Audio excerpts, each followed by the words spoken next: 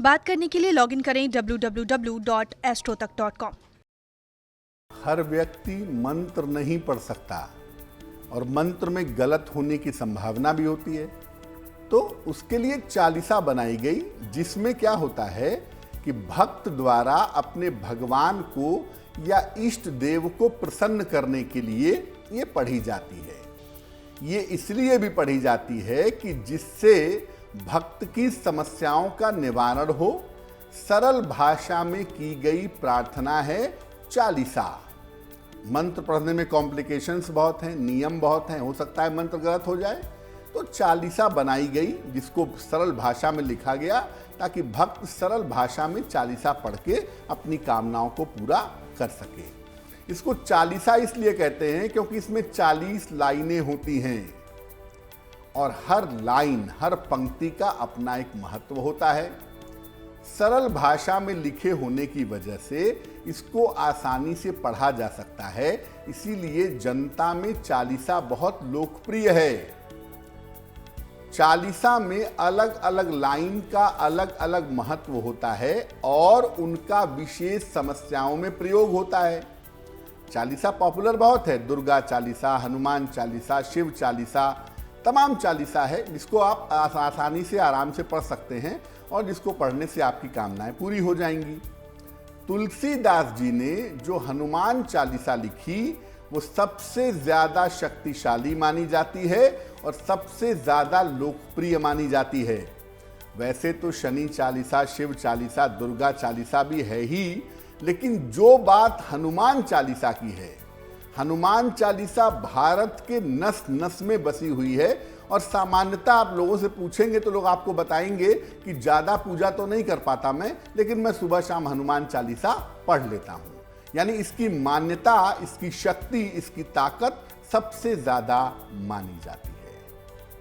अब सामान्यतः होता क्या है कि लोग कहते हैं कि मैं नहाता हूँ तो हनुमान चालीसा पढ़ लेता हूँ, जरा सा पानी यहाँ डाला, जय हनुमान ज्ञान गुण सागर, जय कपीश तिहुँ लोक उजागर, तो इस तरह हनुमान चालीसा नहीं पढ़ी जाती है।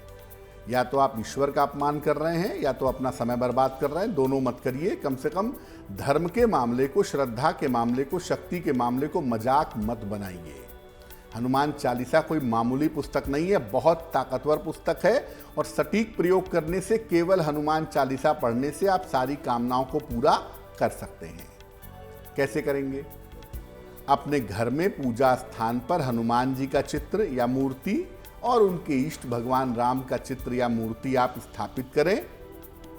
इसके बाद उनके सामने एक लोटे में या कटोरी में पानी भर करके रखें। कम से कम 3 बार हनुमान चालीसा एक बार में पढ़नी चाहिए। अब एकदम समय है ही नहीं तो एक बार भी पढ़ लेंगे तो ठीक है, नहीं तो कम से कम एक सिटिंग में एक बार में 3 बार लगातार पढ़ें, या आप संकल्प लेकर के 108 बार भी पढ़ सकते हैं।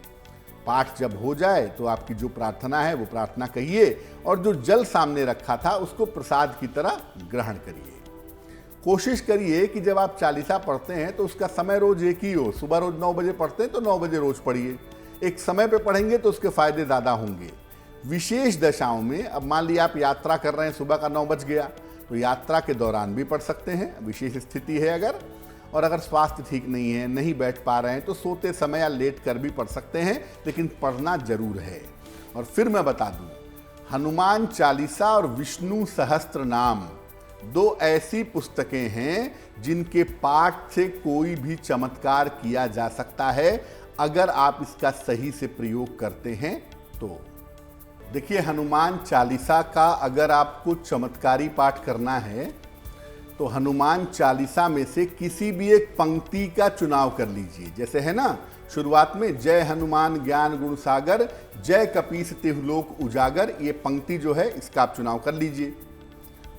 उसके बाद रोज सुबह तुलसी की माला पर मंत्र की तरह से इस पंक्ति का जप करिए, 3 से लेकर 11 माला, यानी 108 मंत्रों की एक माला होती है, तो 108 गुणे 3 या 108 गुणे 11 बार इसका जप करिए।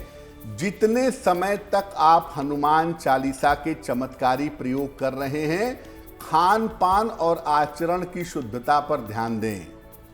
आप चाहें तो पीले कागज पर हनुमान चालीसा की चमत्कारी पंक्ति लिख करके, जो आप पढ़ रहे हैं रेगुलरली, वही लाइन लिख करके, वही पंक्ति लिख करके आप चाहें तो अपने पास रख सकते हैं। देखिए, हनुमान चालीसा की हर पंक्ति चमत्कारी है। 40 लाइनें हैं, तो मोटे तौर पे 40 मंत्र हैं वो।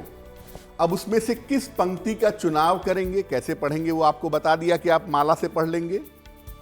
अगर आप विद्या, बुद्धि और एकाग्रता बढ़ाना चाहते हैं तो आपको पढ़ना चाहिए बुद्धिहीन तनु जानिके सुमिरौ पवन कुमार, बल बुद्धि विद्या देहु मोहि हरहु कलेश विकार। ये आप पढ़ेंगे।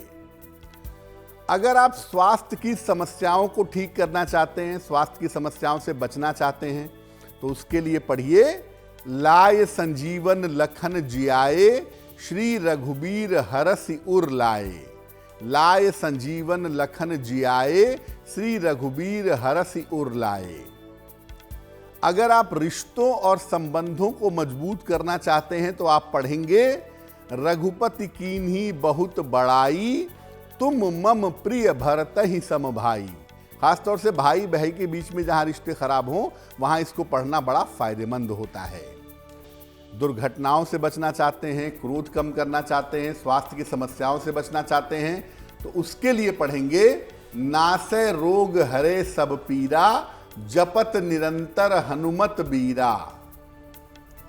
जब आपके सारे रास्ते बंद हो जाएं, समस्या बहुत गंभीर हो जाए, तब आप हनुमान चालीसा की एक पंक्ति पढ़िए दुर्गम काज जगत के जेते, सुगम अनुग्रह तुम्हरे तेते। दुर्गम काज जगत के जेते, सुगम अनुग्रह तुम्हरे तेते। हनुमान चालीसा की ये पंक्ति और रामचरितमानस की एक पंक्ति है दीन दयाल विरदु संभारी, हरहु नाथ मम संकट भारी। इन दोनों में से कोई भी एक पंक्ति कितनी भी बड़ी मुश्किल को टाल सकती है अगर इसका मंत्र के जैसे प्रयोग किया जाए तो।